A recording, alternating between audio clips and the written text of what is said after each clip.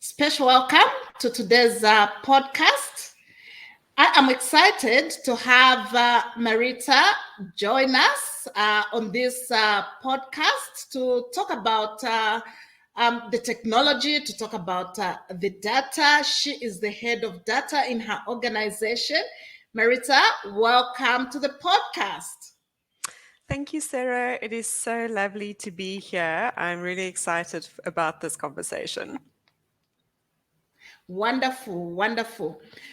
I would love you to just kick off the conversation by telling us a little bit about yourself. Tell us who you are and just the career journey that you have walked to get to where you are today. All right. So, as you said, I'm the head of data. I've been in data and analytics for probably about 20 years now. I'm a mom. I've got two boys. I'm married and I live in Cape Town. I was born and bred here in Cape Town, probably one of the most beautiful cities in the world.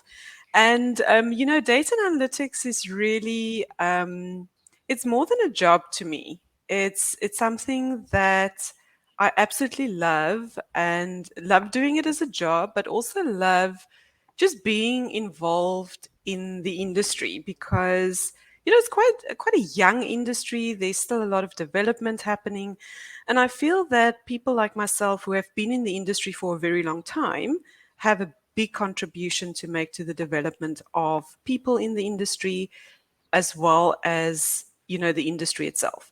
So my journey started actually quite late in my life. I was 30 when I got into data and analytics. So I don't have a computer science degree. I've got an industrial psychology degree. And I actually went to university to study fine art because I wanted to be an art teacher. Actually, I wanted to be an architect, to be honest. And, in the 80s, when we got career advice, it was a little bit biased. So my career counselor said to me in matric, well, Maritza, girls don't study architecture. So I had to rethink my career choices. But I had art as a subject at school, and I had amazing art teachers, and I had so much admiration for them because they had a very different approach to teaching because they were very creative people. And they were incredibly talented. And I thought, well, art teacher is definitely something that I can see myself doing. Anyway, so I went to university, got into the fine arts program, and within 2 weeks knew that wasn't for me. So I switched over to industrial psychology and finished my degree. But then again, it was the early 90s, and I think for a woman in South Africa, it was quite difficult to get into an industrial relations type of role. So, I basically just took the first job that became available to me. So I was actually a receptionist, started off as a receptionist, and then for 6 years did basically sort of office admin type work. But I was a single parent. I had a little boy. My oldest was about 3 years old when I decided, okay, I've got to sort myself out. I want financial security for my son, and I decided to study again. And that's when I studied IT. It was a 6-month course, so nothing special. It was basically a 6-month diploma. But the interesting thing is that, if anyone had told me when I was 18 that I would become a developer, a coder, when I'm in my 20s, I would have laughed at them because I wasn't very good at math in school, and I'm still not very good at math. I still count on my fingers. And there was this, and I'm going to call it a myth, that you have to be good at math if you want to go into a STEM career. And that's simply not true, because when I did my application to do the 6-month course, I had to do an aptitude test. And I actually did really, really well on this aptitude test. And I ended up third in my class, which was quite a feat because I was also potty training a 3-year-old at the time. So That's how I got into IT. I was 27 when I got my first IT job. And like I say, 30 when I first got into data and analytics. So I think there's a few things in terms of my journey that I want to highlight. The first is, this myth that I talked about, that you have to be a math guru to have a STEM career.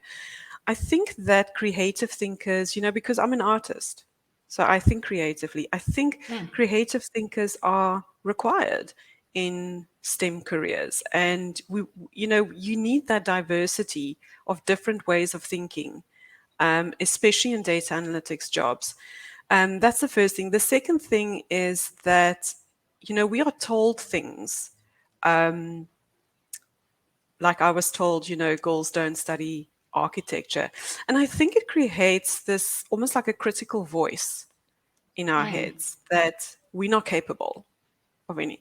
But, when you have a very clear vision for yourself, where you want to go, you motivated and you want to do, what's absolutely best for you and your family, then you can do it. You can do it. So don't listen to other people when they say you can't do it. And certainly don't listen to the critical voice in your head. If it's important to you, do it. So those are kind of the two things that I want to highlight from my own journey. And of course, the third thing is that you're never too old to get into your dream career.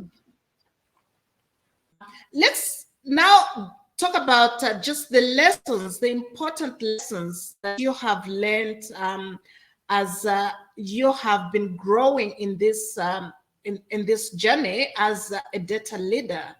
What lessons have you learned as a data leader? I want to say that if I look at my data leader career, which started at the Fushini Group when I was appointed as the BI manager.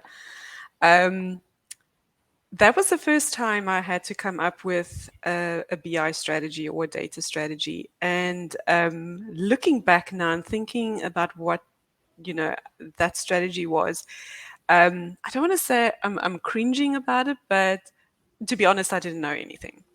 And I was so new in the field that, and there was no, there wasn't a lot of information in the knowledge base. There wasn't too much that you could Google. I think I read one book to kind of just understand, what a BI team should look like and what capabilities you need, etc. Because I had a very technical background at that point. And the first lesson that I learned was that data strategies are not about technology. It's about the capabilities that the organization wants to build. So it starts with business. And in fact, really good data strategies always start with people. It starts with a conversation, where for many years, I did it the other way around. I started with technology. I looked at what are the trends in the industry, what are the capabilities that other organizations are building. And what I eventually realized was that every organization is different. And that means that every data strategy will be different, because every data strategy will have to address different problems and different opportunities. So that was a big shift for me. And the other shift, and it's kind of linked, was when I put my first data strategy together, I thought that I'm the expert, and the expectation is that I know everything, and that all of the information, the vision will come from me. But what I realized is that when you put a data strategy together as a data leader, you're actually more of a facilitator of the conversations with people in the business, because those are the people who can give you insights into what are the problems, what are the opportunities. Your job as a data leader is then to translate that into a data strategy.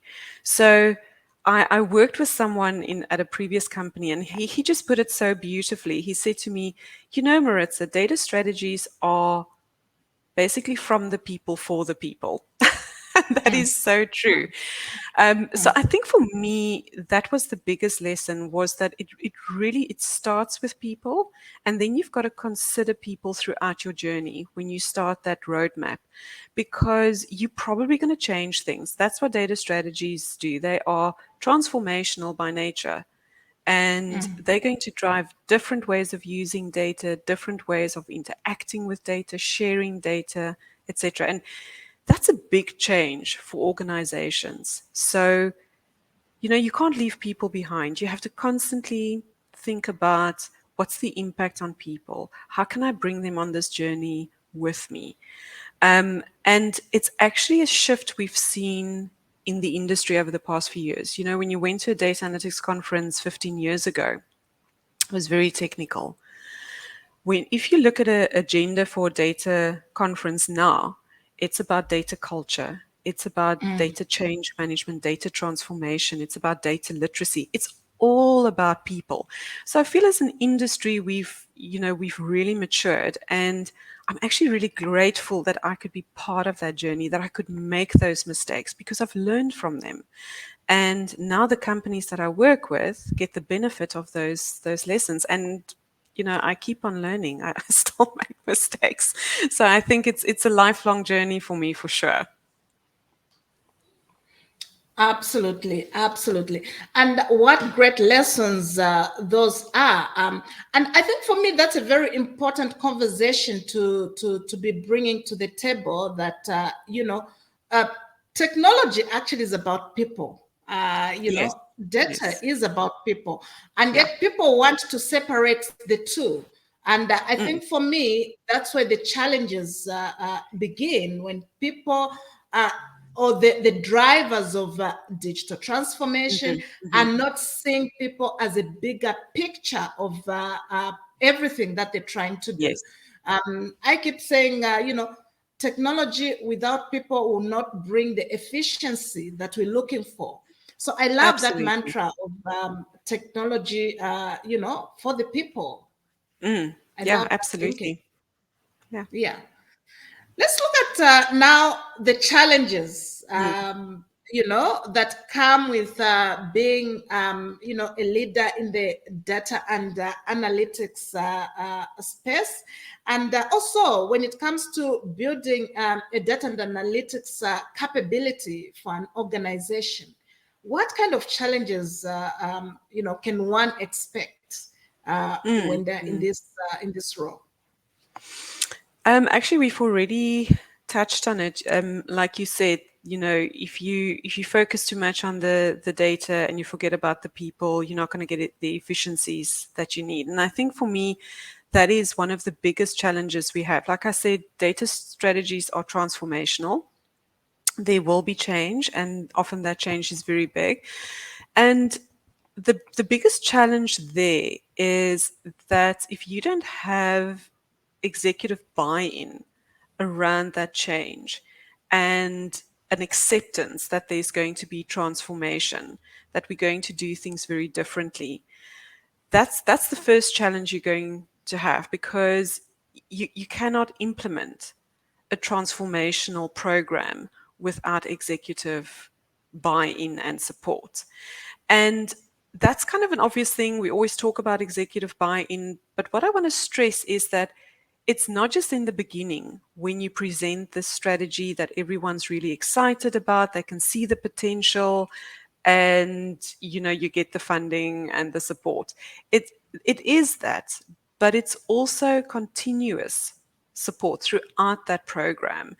Because what I have experienced in the past is, once that initial excitement wears off and the rubber hit the road and you start your roadmap, and there's decisions to be made around changes, around funding, around training for people, new capabilities, new roles that you need, that is when the conversation becomes very one-sided. And I think that's the challenge, is that there isn't really always an appreciation of the complexity of data programs and the cost. It is really very expensive. So there is an expectation that, your data strategy is going to give your organization data nirvana. But the reality is where you currently is data hell. And to get from data hell to data nirvana is going to cost effort and funding. So that's the first challenge. But then, I also want to say on the other side of that is, as a data leader, if you cannot articulate clearly what the realities are, what your roadmap is, what the challenges are that you might run into, you can also not expect an executive team to support you or to understand, because that's, data is, as a data leader, it's my area of expertise and it's my responsibility to simplify it, to articulate it well. So that is definitely a skill that a data leader needs, is to articulate very clearly a shared vision and how you're actually going to realize it. So that's the one challenge. The other challenge is resistance to change. People get used to doing things in a very specific way. And if you change that, so if you shift, for example, people using Excel for reporting to having to use a system or self-service, that's a massive change for people. And, you know, it's you have to be really focused on change management. And I think change management is one of the things that we always forget about in big transformational programs, especially with data programs, because people think, well, it's a good idea, to shift from an Excel report to a dashboard. It's a no-brainer until someone actually has to use it. And that's where you get the resistance. So change management is something that we forget about, and you have to be very intentional about it. And then I think the third challenge is showing ROI. This is something, it's definitely one of my soapbox subjects. I can talk about this all day, because I find it ironic that as an industry, this is what we do. It's our job to help organizations understand how well they're doing through data. It's our jobs to help organizations understand, are they performing against their strategies? But it's something we never do for ourselves. So we never, make visible or surface the data that can show that our data programs are actually giving us the results that we need. And that for me is the third challenge. If we don't do that, it absolutely just perpetuates this perception that data and analytics programs do not deliver, because that is definitely a perception in the industry. So just to summarize, it's, get that executive buy-in, but support throughout your program. Make sure you've got a clear change management plan. And then thirdly, make sure that you're showing that you're actually providing value to the organization, that you can show ROI. Maritza, you bring very, very important aspects to the conversation that I want us to unpack, just so that we bring a lot of value to, those people that are looking to learn and just gain more information. So I want us to, first of all, start by just talking about the data strategy. What does it look like? For a layman, an executive who's sitting listening to this, and they're wondering, what is a data strategy? How does a data strategy look like? And, what are the components that one needs to consider when they are putting a data strategy in place? Such a good question. The starting point is going to be the value that we bring to the organization. And that's why you need to have those conversations at the start, at different levels of decision making in your organization. Because you want to understand strategically how can data support the strategy of the organization. There's got to be a very close relationship between your business strategy and your data strategy, because those are the opportunities and sometimes the problems that you want to solve. So it starts with those use cases. What you think about then is, okay, I know what we need to deliver at the end of this roadmap. Maybe it is something like, using data to bring better operational efficiencies to the organization because that's a strategic direction, or to support customer strategies, personalization strategies. Again, this is something that we can support with data, but you've got to be clear on that and what those use cases are. That's the starting point. The second thing you do then, or the second component, is to say, what data and technology do we need to support these use cases? Sometimes it's going to be, okay, we already have the data, but we're just not provisioning it in a way that's understandable and accessible. Or it could be, this is new data that we have to bring in. But again, you've got to be clear on what does that data and technical roadmap look like. The third component is the one that's often forgotten. And this is, from a data governance point of view, what do we need to put in place? So, for example, in the supporting customer strategies, maybe the data solution there is AI products or AI driven products for our customers, which would mean automated decision making. So, from a data governance point of view, you've got to then think, okay, but what does that mean from a data ethics point of view? So, maybe your data governance strategy that links into all of that then is, we actually have to put a data ethics framework in place. We need a data ethics committee to make decisions around this. And then lastly, you've got to think about people. That's your fourth component. So, what are the skills I'm going to need? Do I have all the skills that I need to enable all of the other three components? Do I have the right roles in my data office? Do I have the right skills in the business? So, those are your free components, four components. And the most important thing is really to make sure that they support each other. It can't just be a separate data analytics a strategy from a separate data management strategy from a separate data governance strategy, separate from a people strategy. All of these things have to fit together. And that's the role of the data leader, is to make those connections. So to take all of those conversations you've had and put it together in that solution, almost like a one-pager data strategy map, if I can call it like that. So those are the components of the data strategy. Each company is different, like I said. So some companies might have a very intentional AI strategy. So you might add a fifth component, which will be your AI strategy. Other companies might already have a very mature data governance strategy. So for them, that would be very light in terms of data governance. But for each organization, it's going to be different. As long as you think through all of those components, I think you will have a data strategy that will support the business and the business strategy.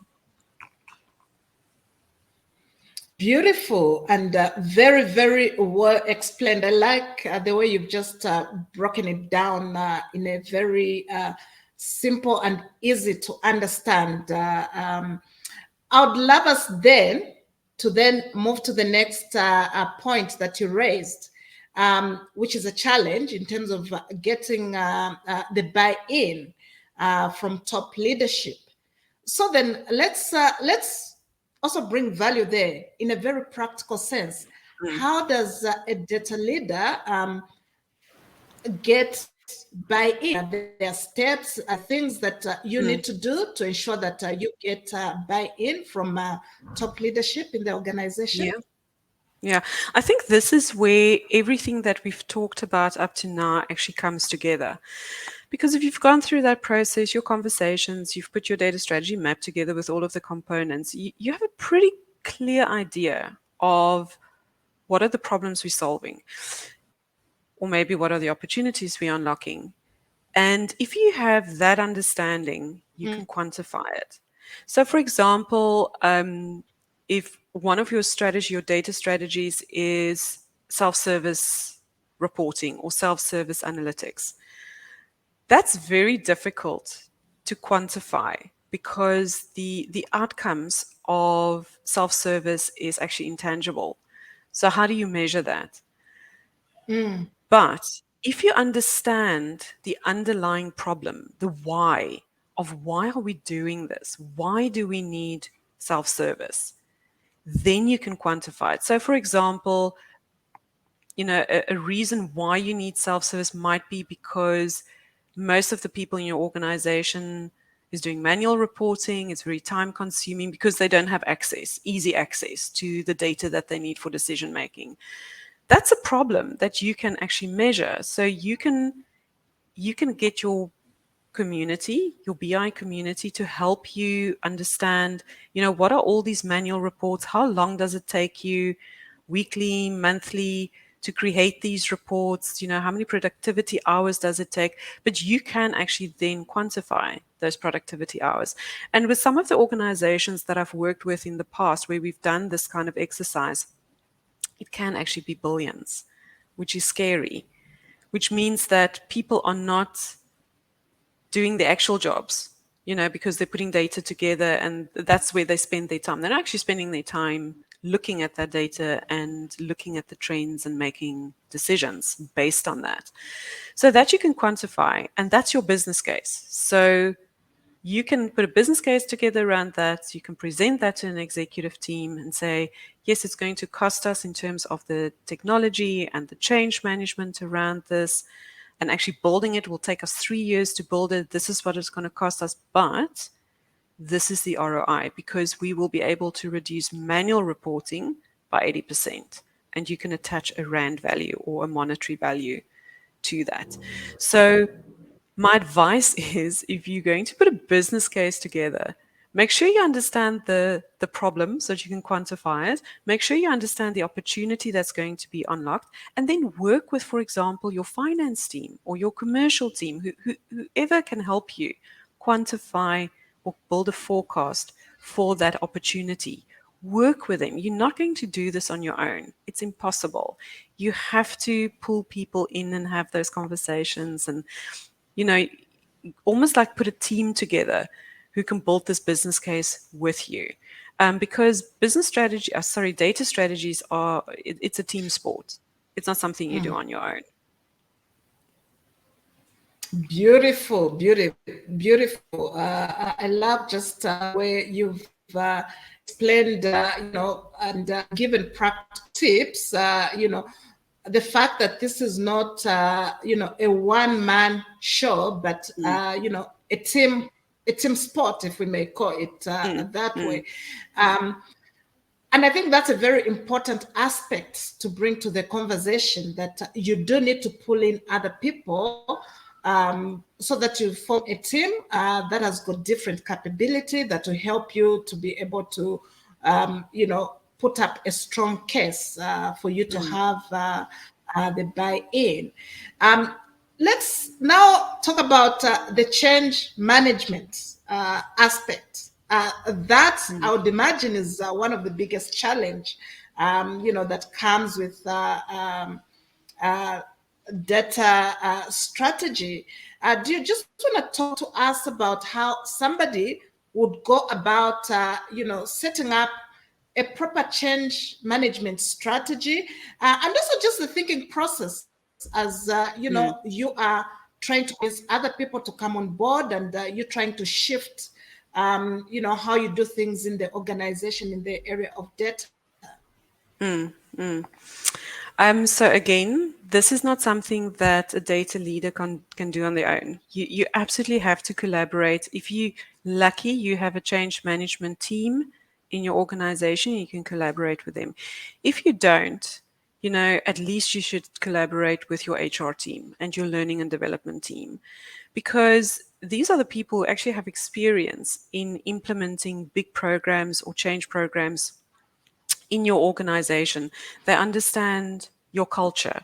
They understand from previous projects that they were involved in what worked and what didn't work. So that's your starting point, is to collaborate, to have those conversations with HR and learning and development. If your program, if your funding doesn't cover a dedicated change management, obviously you're going to have to do that on, by yourself. I'm going to be honest and, just say it's not something that I do particularly well. I've worked with amazing change managers and I've learned from them, but it's it's an intensive task because you're working with people. You really you're trying to turn the Titanic around, and that's almost a full-time job. So if you do it as part of your HOD job or your consultant job, whatever, it is far more difficult to do. It's not impossible, but I think you've got to be realistic about how much change you can actually drive, because the heroic actions of a single person is not going to bring the change.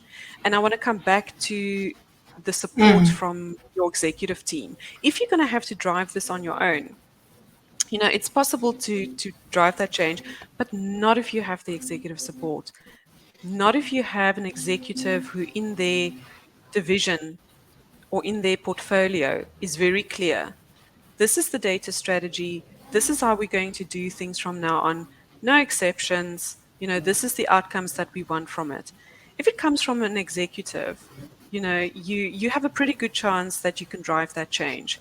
If it comes from a single person, again, like a HOD or a data strategist or a consultant, that's far more difficult. So change management is one of those things that I'm still learning about. I'm certainly not an expert. And the only advice I can give organizations is consider it when you first put your business case together to include a change manager. It might increase the cost of your business case and make it look slightly less attractive. And you might get challenged on it if it's not a competency that you have in your organization. But stand firm on it, because this is where your data program's going to fail, is with people, if you can't drive that change. So it's really critically important. Beautiful, beautiful, beautiful. So then my next conversation or my next question that I would ask is why then should people really bother with data strategy? Why is it important? What impact does it have on an organization? Because some of these conversations, people might be thinking, oh, well, do we really need a data strategy here? Do we really need to invest this kind of money into, putting together a data strategy? So why do you think it's important for organization to have a data strategy and to support it? I think for me, there's two reasons. The one is the value that data analytics can bring. I think right now the industry is so dynamic, and this is really post-COVID, because what COVID did was it made organizations very quickly aware of digital transformation needs as well as data analytics needs. And you could see how digital transformation and data strategies were accelerated during COVID. And that hasn't changed post-COVID. In fact, we can still see it in the industry, that there's still this escalation almost in formulating data strategies, funding data programs, etc. So, if your organization, if you don't want to be left behind, because we operate in a digital economy, and the currency in that digital economy is data. So if you do not have a clear data strategy, and it doesn't have to be over ambitious, even if your data strategy, you've got 3 things you want to implement over the next 3 years, but this is going to move the dial. It's going to add value to the business because they'll have access to the right data to make the right decisions. Then it's worth doing. The second reason is legislation. So depending on which industry you're in, if you're in banking and financial services, for example, it's highly regulated industries. A lot of the regulation in the banking industry is data related. So, for example, BCPX or Radar is very data management, data quality, data governance driven. And then, of course, you have POPI and data privacy legislation, which is all about data. So that's the other big driver. So you have to have a handle on your data management and your data governance because it actually can put your organization at risk if you don't, if people are doing the right thing, but in the wrong way. So you can't have a data strategy that only focuses on the value, like I said earlier, because that's doing things or using data, you know, to bring value, but it's not doing it in the right way. If you're sharing personal information with third parties or you implement automated decision making, which has bias built into it, that kind of thing, that, at the end of the day, it's going to compromise your customer. So those are the two reasons why you need a data strategy. Firstly, highly competitive environments that we operate in. Secondly, highly legislated. So as an organization, you can't put yourself at risk, either from a competition or a business point of view or from a legislation point of view. Well said. And those points are convincing enough, because they Yes. ultimately impact business, right? Yes. Um, Yes. let's then look at the conversation of attracting talent. Talent Mm, is one of the biggest challenge that the industry faces, and more also post COVID. mm, It's just been the demand for data and analytics resources have just escalated. So, how mm-hmm, does mm-hmm. one attract and retain this kind of talent? With difficulty. So, like I said earlier, during COVID, there was this escalation in building data teams, uh, executing data strategies. And with that came a lot of opportunity in the market and it became very mobile. Now, to be honest, pre COVID, the data analytics industry was already quite mobile and already quite competitive. The big difference that we saw with COVID was that pre-COVID, you kind of competed with organizations in your region or in your country. What happened during COVID was the emergence of remote work. And all of a sudden, we were competing not only with companies in our own regions, but globally. So that just made that very competitive recruitment market almost impossibly competitive.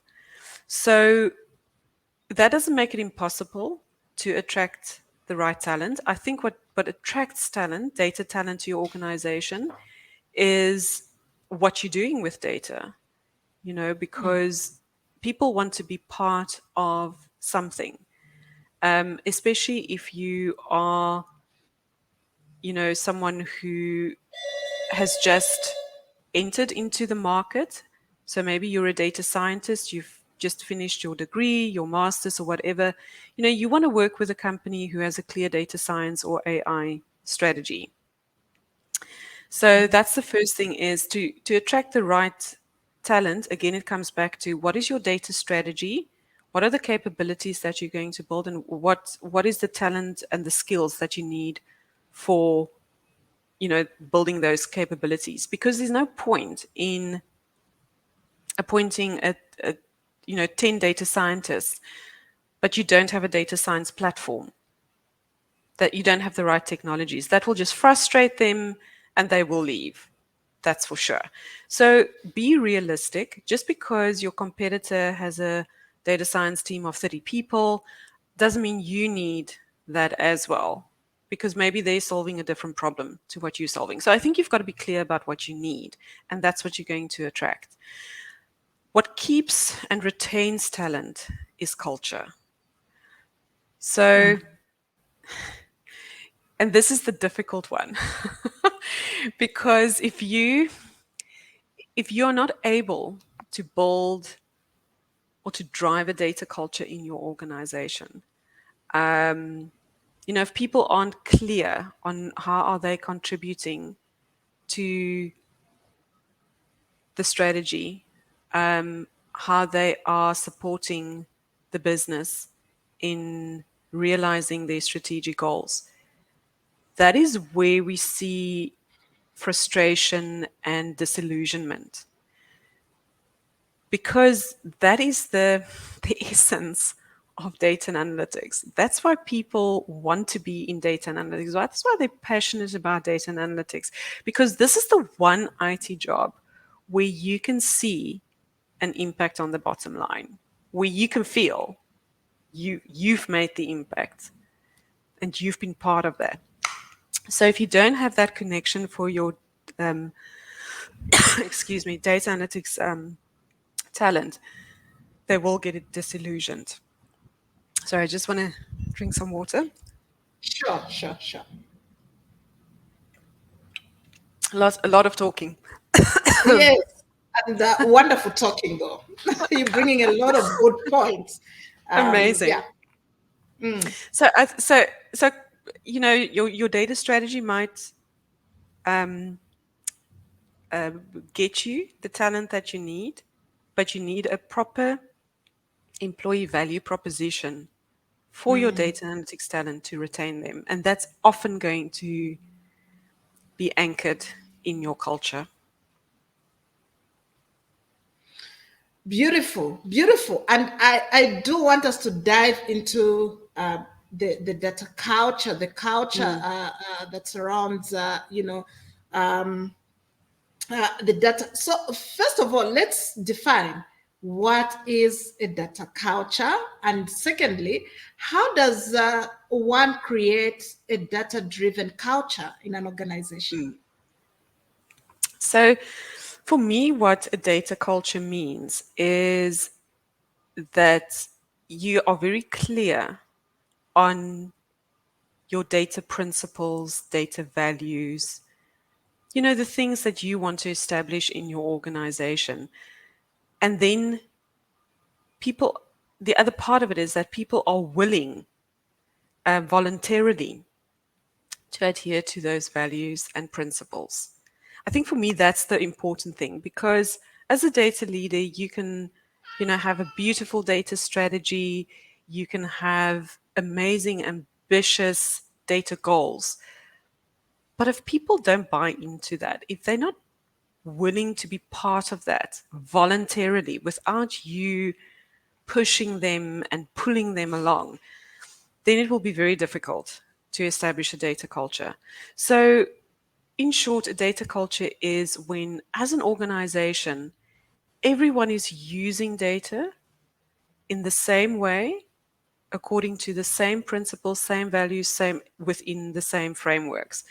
And this is probably why it's so difficult to establish a data culture, because when organizations define or say that they are data driven, and believe me, every single organization in my career has told me that they are data driven.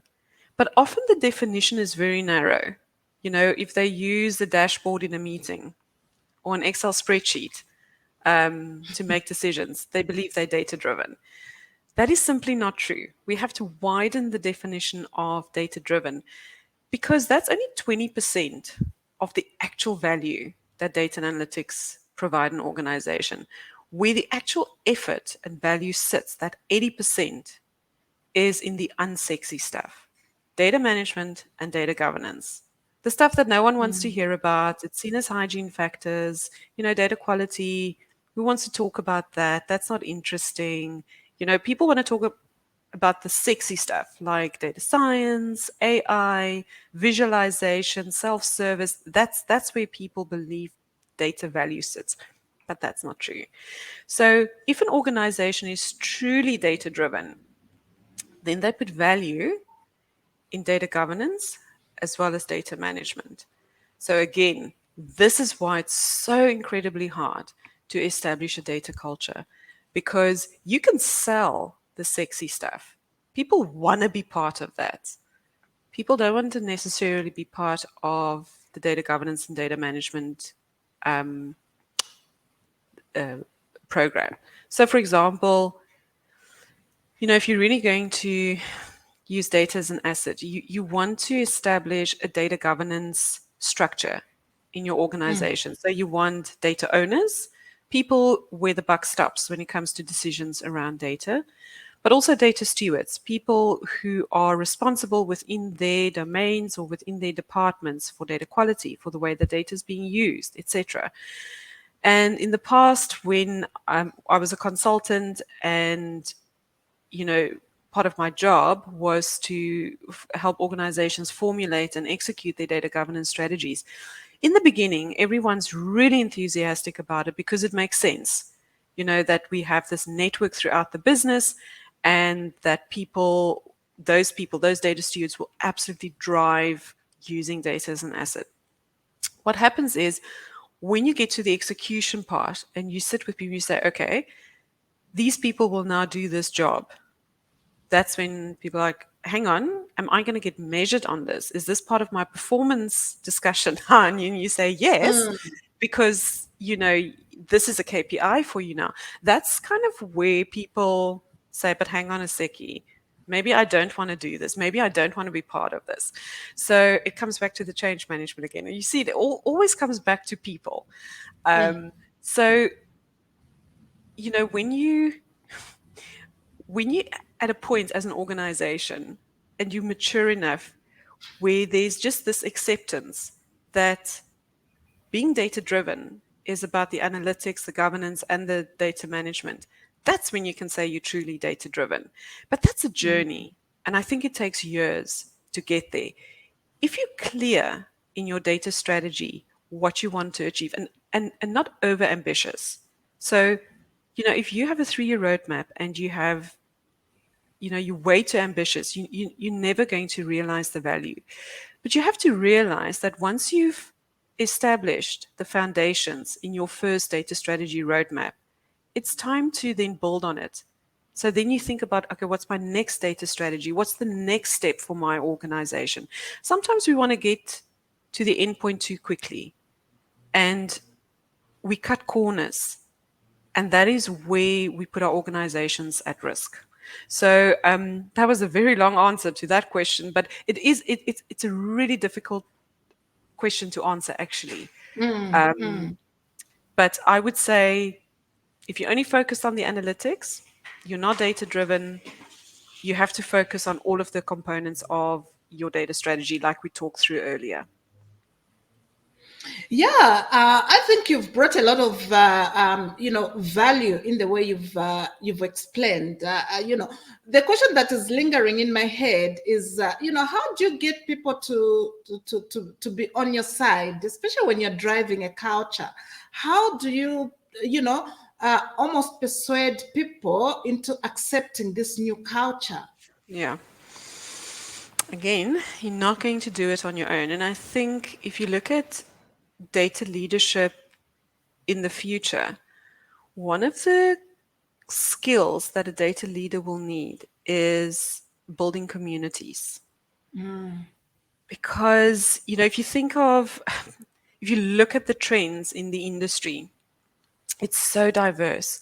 You've got data privacy and protection as one of the top 3 trends in the industry. Now, not some data leaders might be lawyers. I'm not, and most won't be. So, how do you make the connection between your data strategy and all of the legislation that has an impact on data in your organization? So, you've got to partner with legal and compliance. They have to be part of your community. If you have a federated structure in your organization, you've got data managers or analytics managers in the business, those are people you have to have partnerships with, because you have to align in terms of your data and analytics strategy. You've got to align in terms of the capabilities that you are building. Otherwise, you all go in different directions. So these are very important relationships that you have to maintain.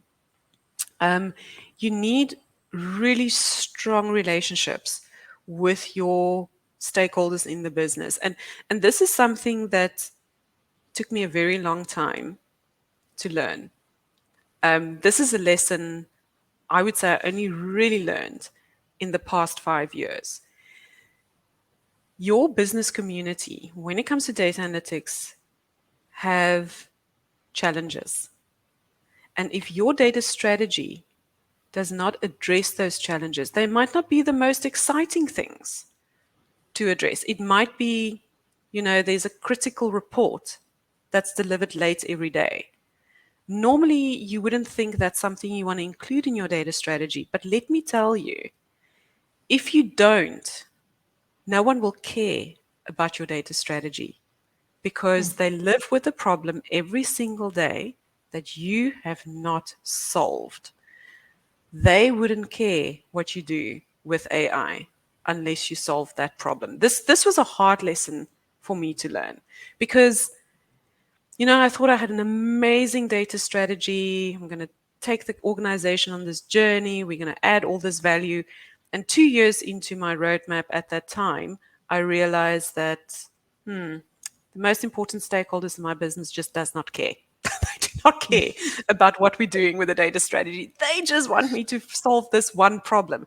So, that's how you get people to support you, is you listen. You listen. And sometimes it's counterintuitive, because as a data leader, you want to help the organization get, develop these emerging capabilities. And it's great for your own career development, your own experience. But sometimes you just have to go back to basics. Focus on the basics, get the basics right, and then you can think about all these other things. So, you've got to build relationships, and each person that you build a relationship with is going to have a different requirement, a different something different that they want to get out of data and analytics. And you've got to listen to what that is. And you will not be able to solve all those problems on your own. That's why I say you need to build a community, so that you have a community of people who can help you solve these problems and look at problems and problem solving from different viewpoints, from a finance viewpoint, from an HR viewpoint, a compliance viewpoint, a commercial viewpoint. You on your own can't do that. So, that's how you do it. It's not the easiest thing in the world, believe me, because it builds a lot of complexity into your data program, because it's just constant conversations, constant alignment. But if you don't do it, you're going to end up delivering a data strategy that's not going to mean that much to most people. And that's not great.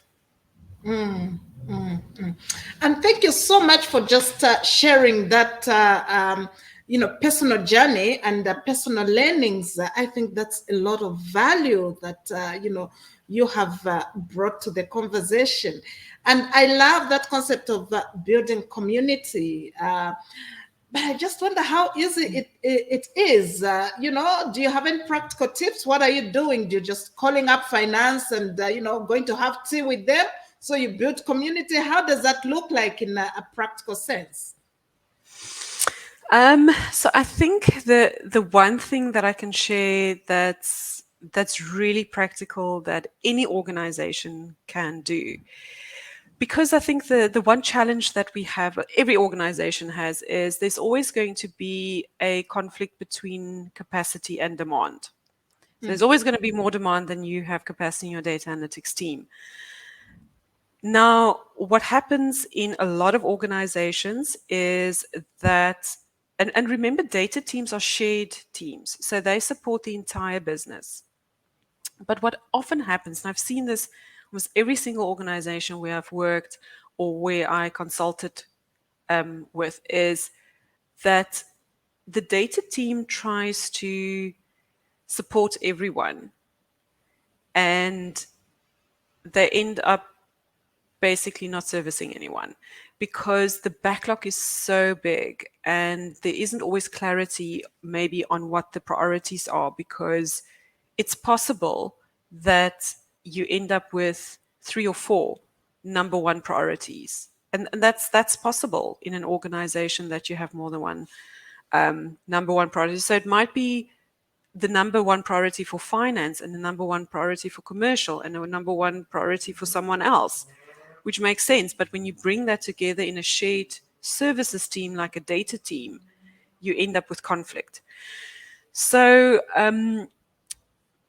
what I started to do with organizations that I work with quite a few years ago, I'm going to say probably about 10 years ago, is to structure my delivery model for the business in a different way.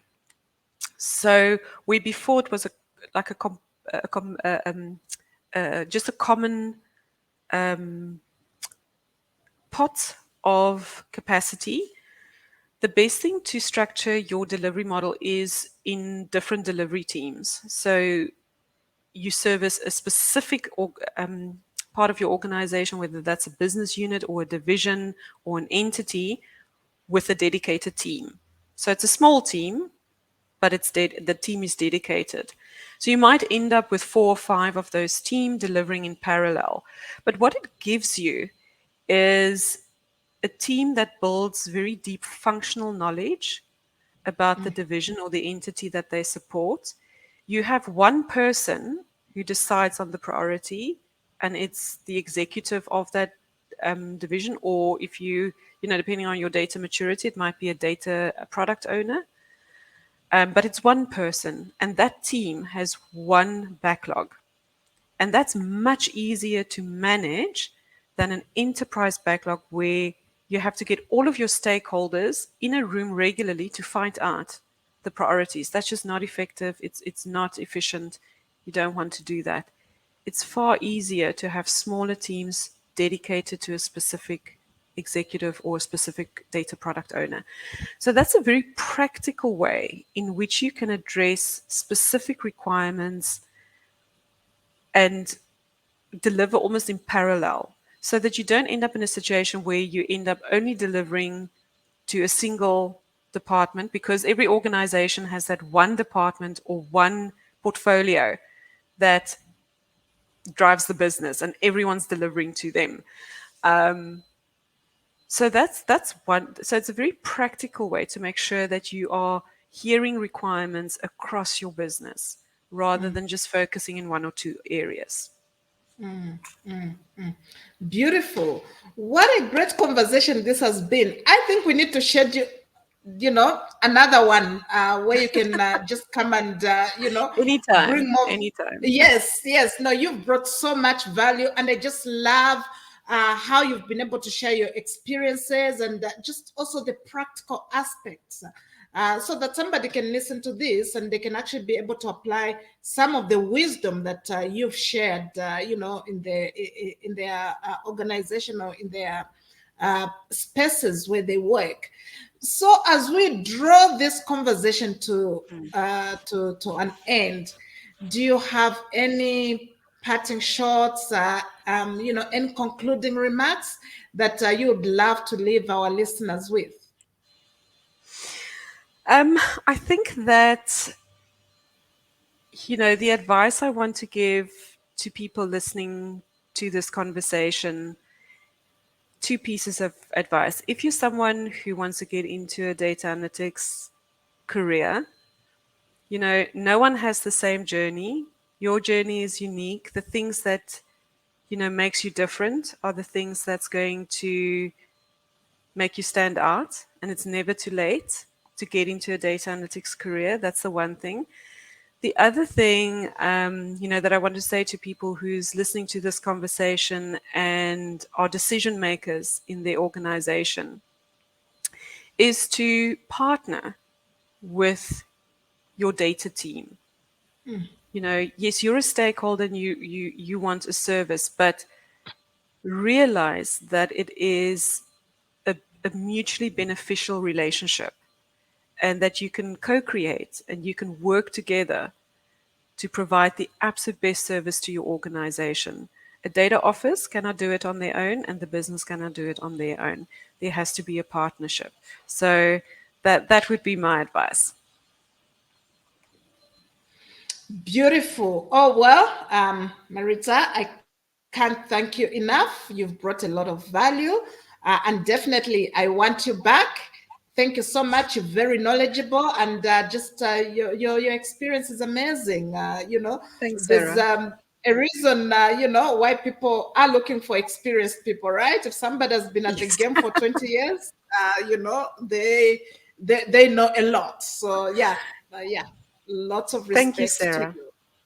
Thank you Yeah. so much. And it was absolutely lovely being here. Thank you. Thank you for making the time. And until we link up again, it's a ciao ciao for now. Thanks, Sarah.